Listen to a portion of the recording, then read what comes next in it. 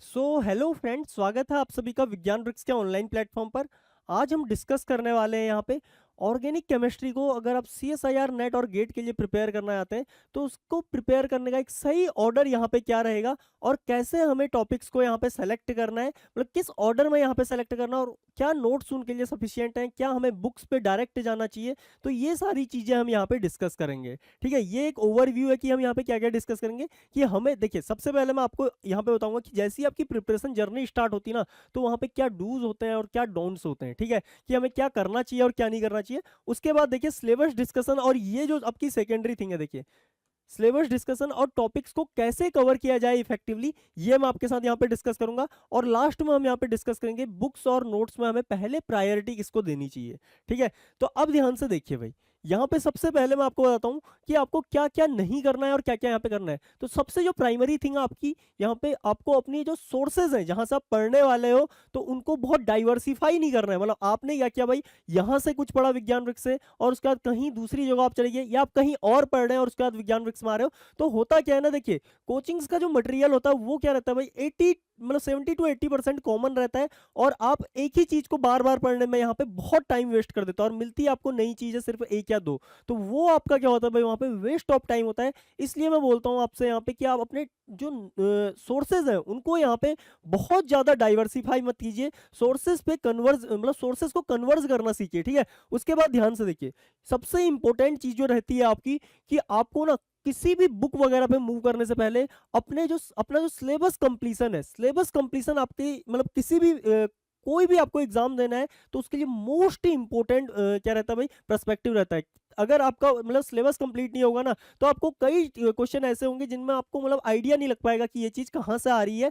तो इसके लिए आपका क्या है भाई, यहाँ पे सिलेबस कंप्लीशन इंपॉर्टेंट है। अगर आपका एक बार सिलेबस कंप्लीट हो जाता है, उसके बाद आप उन्हीं नोट्स को रिवाइज कीजिए और नोट्स को रिवाइज करने के बाद आप उसके बाद बुक्स की ओर को जा सकते हैं। लेकिन इन बिटवीन एक और स्टेज आती है टेस्ट सीरीज की, जो अगेन मतलब एक फोरमोस्ट चीज है। ठीक है, जो एक बहुत इंपॉर्टेंट चीज है, अटमोस्ट थिंग है टेस्ट सीरीज। तो आप उनको भी यहाँ पे लगा सकते हैं। कई स्टूडेंट्स को जरूरत नहीं पड़ती, लेकिन मोस्ट ऑफ द स्टूडेंट को यहाँ पे अपनी जो मिस्टेक्स हैं उन्हें रेक्टिफाई करने के लिए यहाँ पे टेस्ट सीरीज क्या करती है भाई, यहाँ पे हेल्प करती है। ठीक है, अब मैं आपको बताता हूँ कि यहाँ पे कैसे आपको यहाँ पे ऑर्गेनिक केमिस्ट्री को प्रिपेयर करना है।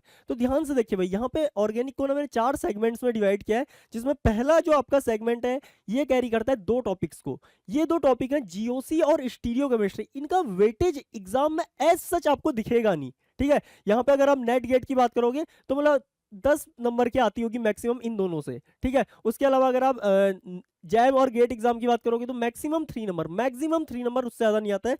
लेकिन इंपॉर्टेंस इसलिए है क्योंकि अगर आपके ये टॉपिक क्लियर नहीं होंगे ना, उसके बाद अगर आप यहां पे आओगे आपको बेहद प्रॉब्लम होने वाली है। आपको क्या है भाई, यहाँ पे बेहद प्रॉब्लम होने वाली है। इसलिए आपको सबसे पहले यहाँ पे मतलब टाइम इन्वेस्ट करना है जर्नल ऑर्गेनिक केमिस्ट्री और स्टीरियो केमिस्ट्री में। मैं आपको बताता हूँ, जीओसी में मतलब कुछ ज्यादा चीजें आपको नहीं करनी होती हैं। आपको सबसे पहले लोन पेयर्स का हाइब्रिडाइजेशन, मतलब यहाँ पे हाइब्रिडाइजेशन किसी भी कार्बन का पहचानना आना चाहिए, किसी हेटेरोएटम का पहचानना आना चाहिए। और उसके बाद उस पे जो लोन पेयर है उनका नेचर पहचानना आना चाहिए कि ये लोकलाइज्ड है या डीलोकलाइज है। उसके बाद आपको क्या करना है भाई, यहाँ पे डिफरेंट इलेक्ट्रॉनिक इफेक्ट होते हैं, जैसे कि इंडक्टिव इफेक्ट है, हाइपर कॉन्जुगेशन, इनमें कौन डोमिनेटिंग होता है और डिफरेंट डिफरेंट ग्रुप का आपको यहाँ पे ऑर्डर पता होना चाहिए। ठीक है, ये 2 बेसिक चीजें। उसके बाद आपको यहाँ पे इलेक्ट्रोफिलिक सेंटर्स या न्यूक्लियोफिलिक सेंटर पहचानने आने चाहिए, और कौन ज्यादा इलेक्ट्रोफिलिक है और कौन ज्यादा न्यूक्लियोफिलिक है, इनकी ऑर्डरिंग यहाँ पे इंपॉर्टेंट हो जाती है। इन्हीं चीजों का यूज करते हुए फिर आप आगे जाते हो जहां से क्वेश्चन पूछा जाता है जनरली जर्नल ऑर्गेनिक केमिस्ट्री से, जो आपके क्या है भाई, यहाँ पे एरोमेटिसिटी का टॉपिक रहता है, वहां से आपका जनरली क्वेश्चन पूछा जाता है, या आपका एसिड बेस का। लेकिन अगर आपको इनका क्वेश्चन करना है तो आपको ये आगे के 3-4 टॉपिक अच्छे से आने चाहिए, वरना आपका जनरली ये जो बहुत वीक क्वेश्चन आता है ना, ये भी यहाँ पे गलत हो जाता है।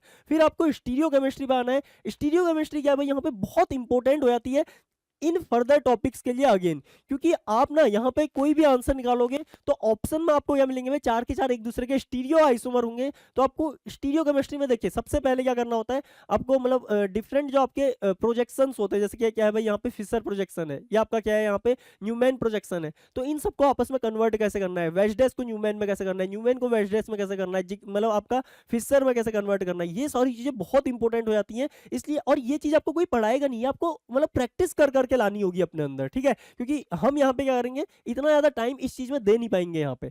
उसके बाद आपको क्या करना है, यहाँ पे तीनों कायरलिटीज, एक्सियल पॉइंट और यहाँ पे प्लेनर कायरलिटी, उसके अलावा हेलिकल कायरलिटी, चारों के मतलब यहाँ पे एब्सोल्यूट कॉन्फ़िगरेशन निकालने चाहिए, आरएस निकालने आपको आने चाहिए। उसके बाद आपको आगे टोपोसिटी की ओर को मूव करना है, और टोपोसिटी के बाद आपको यहाँ पे जो आपका एक न्यूमेरिकल आता है पोलैरोमेट्री का, जो आपकी पोलैरोमेट्री होती है ना, वहाँ पे ऑप्टिकल रोटेशन के साइन का क्वेश्चन आता है कि इनेंशियोमेरिक एक्सेस, रसीमाइजेशन, ये सब कुछ पूछ लेता है। तो ये छोटा सा टॉपिक है, लेकिन इससे कई बार क्वेश्चन पूछा हुआ है, तो आपको ये चीज इसके बाद करनी है।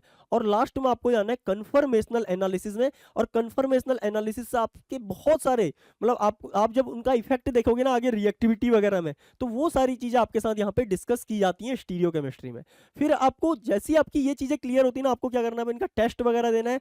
पहले तो नोट्स रिवाइज करने जम जम के, ठीक है, उसके बाद कौन सी बुक पढ़नी है, ये सारी चीजें मैं आपको नेक्स्ट लेक्चर में जरूर बताऊंगा। लेकिन अभी के लिए आपको क्या करना है भाई, सिर्फ और सिर्फ इनका क्या करना है, यहाँ पे मतलब रिवीजन ज्यादा से ज्यादा करना है। आपको रिवीजन पे यहाँ पे मेजर फोकस करना है। इनके मतलब टॉपिक्स आपको याद होने चाहिए, और जितनी चीजें आपकी नोट्स में वो सबके सब आपके मतलब दिमाग में मगअप हो जानी चाहिए उसी ऑर्डर में, ठीक है। उसके बाद आपको इस टॉपिक पे आना। अब देखिए ये जो टॉपिक है ना आपका, जो सेकंड पोर्शन मैंने यहाँ पे लिखा हुआ है, जिसमें आपके 4 टॉपिक्स हैं, reaction mechanism, reactive intermediate, reagent और नेम रिएक्शन। ये ऑर्गेनिक केमिस्ट्री में सबसे ज्यादा वेटेज रखने वाले टॉपिक है, और इन चारों का क्वेश्चन जनरली मिक्स होके आता है। तो आपको क्या करना है भाई, यहाँ पे सबसे पहले आपको रिएक्शन मैकेनिज्म को यहाँ पे अप्रोच करना है, उसके बाद आपको रिएक्टिव इंटरमीडिएट देखने, और इन दोनों को आप किसी भी ऑर्डर में कर लीजिए, टोटली अप टू यू, ठीक है। लेकिन अगेन इनको समझने के लिए आपको थोड़ा बहुत नॉलेज इनकी यहाँ पे होनी चाहिए, मतलब थोड़ा बहुत नहीं, इनकी पूरी डीप नॉलेज होनी चाहिए।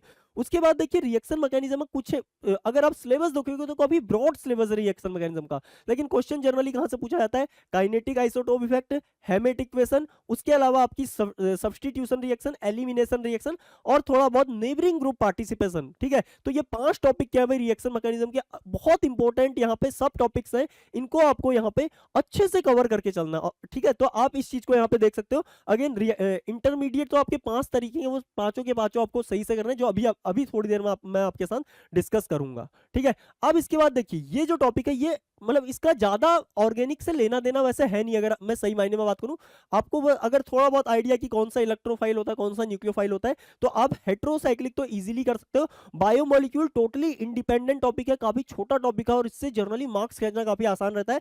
हालांकि इसका सिलेबस बहुत वास्ट है, लेकिन इसमें क्वेश्चन जो पूछा जाता है generally 2-3 topic, nucleic acid, proteins और प्रोटीन एंड अमीनो एसिड और सैकराइड, ये 3 जो आपके नेचुरल प्रोडक्ट और बायोमोलिक्यूल है, इनसे भर भर के क्वेश्चन पूछे जाते हैं। बाकी सिलेबस में टर्पीन्स, लिपिड्स, ये सब कुछ दिया हुआ है, लेकिन इनसे जनरली उतना क्वेश्चन पूछा नहीं आता है। तो हैवी वेटेज वाले यहाँ पे जो टॉपिक रहते हैं आपके, न्यूक्लिक एसिड, अमाइनो एसिड, और उसके अलावा आपके सैकराइड्स, तो ये तो 3 टॉपिक है ना, इनको आपको अच्छे से करना, और मतलब 20 पेजेस में आपको इनके कंक्रीट नोट्स यहाँ पे रेडी कर लेने, कहीं से भी आप कीजिए, यूट्यूब पे बहुत कंटेंट अवेलेबल है, या विज्ञान वृक्ष ऐप पे यहाँ पे मतलब कोर्सेज अवेल कर सकते हो, जो बहुत मिनिमम प्राइस में आपको यहाँ पे मिल जाएंगे, ठीक है। और पेरिसाइक्लिक और जो फोटो केमिस्ट्री है ना आपकी, फोटो केमिस्ट्री में तो अगेन बोलूंगा, जितना आपके नोट्स में है आपको उतनी सारी चीजें यहाँ पे कवर कर लेनी है। बाकी इसमें ज्यादा डीप नहीं पूछता, क्योंकि मतलब टोटली नया टॉपिक रहता है सबके लिए, तो यहाँ पे ज्यादा डीप नहीं आता। बस यहाँ पे आपको डाइवर्सिटी पता होनी चाहिए, जितनी भी रिएक्शन है, नोरिस टाइप 1, 2, उसके अलावा पैटर्नो बुक की, उसके अलावा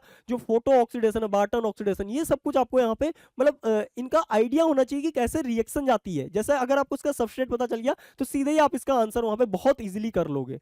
लेकिन देखिए पेरिसाइक्लिक रिएक्शन जो है ना, इनमें पहले तो आपको नोट्स पे मेजर फोकस करना है। यहाँ पे जनरली 4 टाइप की रिएक्शन होंगी, आपको उन चारों को मतलब डिटेल तरीके से नोट्स से पहले कवर करना है। नोट्स को आप मतलब एटलीस्ट यहाँ पे 5-6 बार रिवाइज कीजिए। उसके बाद आप क्या कर सकते हो भाई, बुक की ओर यहाँ पे बढ़ सकते हो। और बुक में आपको मैं बताऊं अगर, तो कैरूथर्स का चैप्टर 3 इसके लिए क्या है भाई, one of the best chapter है। हालांकि बुक का डिस्कशन मतलब कौन से चैप्टर, क्लेडन का कौन सा चैप्टर पढ़ना है, कैरूथर का कौन सा चैप्टर पढ़ना है, ये मैं आपके साथ डिस्कस करूंगा अगली वीडियो में। उसके बाद देखिए आप यहाँ पे एक बहुत एडवांस टॉपिक है स्पेक्ट्रोस्कोपी, आप इसे किसी भी ऑर्डर में कर लीजिए। हालांकि मैं जनरली यहाँ पे बोलता हूँ कि आप जब ये टॉपिक कर लेते हो ना, उसके बाद भले ही ये वाला टॉपिक कर लो या ये वाला टॉपिक कर लो, कोई फर्क नहीं पड़ता। लेकिन स्पेक्ट्रोस्कोपी आपका क्या है भाई, एक बहुत मतलब एडवांस टॉपिक तो है ही, उसके साथ साथ इसका वेटेज क्या है ना, बहुत ज्यादा एग्जाम्स में, ठीक है। और उसके अलावा इसमें ऑर्गेनिक केमिस्ट्री जैसा कुछ है नहीं। अगर आपको सपोज कीजिए ना इनमें से कुछ भी नहीं आता है, उसके बाद भी आप इसमें अच्छा स्कोर कर सकते हो, क्योंकि ये थोड़ा सा आपका क्या रहता है भाई, लॉजिक फिजिकल पार्ट रहता है, ठीक है। इसमें आपको देखिए मेनली जो फोकस करना है एनएमआर स्पेक्ट्रोस्कोपी में करना है, क्योंकि यहाँ से भर भर के आपके क्वेश्चन पूछे आते हैं। उसके अलावा दो आपकी इनऑर्गेनिक स्पेक्ट्रोस्कोपी भी आती है इसमें, ईएसआर और मोजबार, जिसमें मतलब ज्यादा डिटेलिंग में क्वेश्चन पूछा नहीं आता है, अगेन ऊपर ऊपर से आपका क्वेश्चन आता है। तो बस आपको एक बार कवर कर लेना है इतना सब कुछ, तो आपकी चीजें आसान हो जाएंगी। उसके अलावा इसका मोस्ट इंपॉर्टेंट होने का रीजन ये है ना कि ये सिर्फ आपके एग्जाम में ही नहीं पूछी आती है, ये मतलब आप अगर आप कहीं इंटरव्यू वगैरह में अपियर कर रहे हो तो वहां पे भी आपसे क्या है भाई, इससे बहुत डिटेल्ड क्वेश्चन पूछे जाते हैं, ठीक है। क्योंकि इसका आज के टाइम पे क्या है भाई, बहुत मतलब हर लैब में, भले ही आप फिजिकल में हो, इनऑर्गेनिक में हो या ऑर्गेनिक में हो, हर जगह इसका क्या है भाई वास्ट यूज किया जाता है, भले ही वो स्ट्रक्चर इल्यूसिडेशन में हो या कोई और इलेक्ट्रॉनिक प्रॉपर्टी, इलेक्ट्रॉनिक स्ट्रक्चर आपको यहाँ पे डिटरमिन करना है, तो सारी चीजों में क्या है भाई आपकी स्पेक्ट्रोस्कोपी यहाँ पे गेम में आती है, ठीक है। तो आपको इस ऑर्डर में यहाँ पे देखिए, सबसे पहले आपको ये दो टॉपिक कवर कर लेने, जीओसी एंड स्टीरियोकेमिस्ट्री। उसके बाद आपको यहाँ पे आना है, देखिए ये जो सेकंड पार्ट है, यहाँ पे मैंने क्या बोला भाई, रिएक्शन मैकेनिज्म को आप इसके बाद कवर कीजिए। यहाँ पे 5 टॉपिक आपके इंपॉर्टेंट रहते हैं, उनको उन पांचों को आप आइदर आप पहले एक्सपेरिमेंटल पार्ट यहाँ पे कर लो, हेमेट इक्वेशन और काइनेटिक आइसोटोप इफेक्ट, या आप डायरेक्ट यहाँ पे रिएक्शंस पे आ सकते हो, न्यूक्लियोफिलिक मतलब सब्स्टिट्यूशन रिएक्शंस, उसके अलावा एलिमिनेशन रिएक्शन, उसके अलावा आपका नेबरिंग ग्रुप पार्टिसिपेशन, इन तीनों को आप कर लीजिए। उसके बाद आप क्या कर सकते हो, यहाँ पे एक्सपेरिमेंटल पार्ट भी कर सकते हो, ठीक है। तो इस तरीके से यहाँ पे आपको रिएक्शन मैकेनिज्म करना है। और उसके बाद आपको यहाँ पे रिएक्टिव इंटरमीडिएट में देखिए कार्बोकैटायन के लिए तो मैं अगेन एक टॉपिक मतलब पहले नोट्स कीजिए, उसके अलावा क्लेडन का आप 37th चैप्टर कर सकते हो, बहुत इंपॉर्टेंट है और आपको बहुत ज्यादा नई लर्निंग मिलेगी, ठीक है। उसके अलावा देखिए भाई कार्बीन वगैरह के लिए सबसे प्रायोरिटी तो आपकी नोट्स रहनी चाहिए हर चीज में, ठीक है। उसके बाद आप यहाँ पे मतलब कैरूथर्स की ओर को मूव कर सकते हो रेडिकल और कार्बिन के लिए, लेकिन अगेन ये सारी चीजें हम नेक्स्ट लेक्चर में डिस्कस करेंगे। यहाँ पे मैंने आपको एक ब्रॉड आइडिया दे दिया है कि यहाँ पे आपको किस तरीके से मूव करना है। तो सबसे पहले ये 2 टॉपिक, उसके बाद आपको यहाँ पे आना है। और अगर किसी की ऑर्गेनिक ज्यादा स्ट्रॉन्ग नहीं है और वो ऑर्गेनिक को मतलब डिच करना आता है ना, तो वो इन 4 टॉपिक को डिच कर सकता है, क्योंकि यहाँ से देखिए वेटेज ज्यादा रहता है, लेकिन इन चारों का क्या आएगा, कंबाइंड क्वेश्चन आएगा। और आपकी अगर ऑर्गेनिक बहुत ज्यादा स्ट्रॉन्ग नहीं है तो मतलब रेयर चांसेस रहते हैं कि आपका यहाँ का क्वेश्चन सही हो पाएगा। इसलिए मैं आपसे बोलूंगा डायरेक्ट आप इन टॉपिक्स को कीजिए।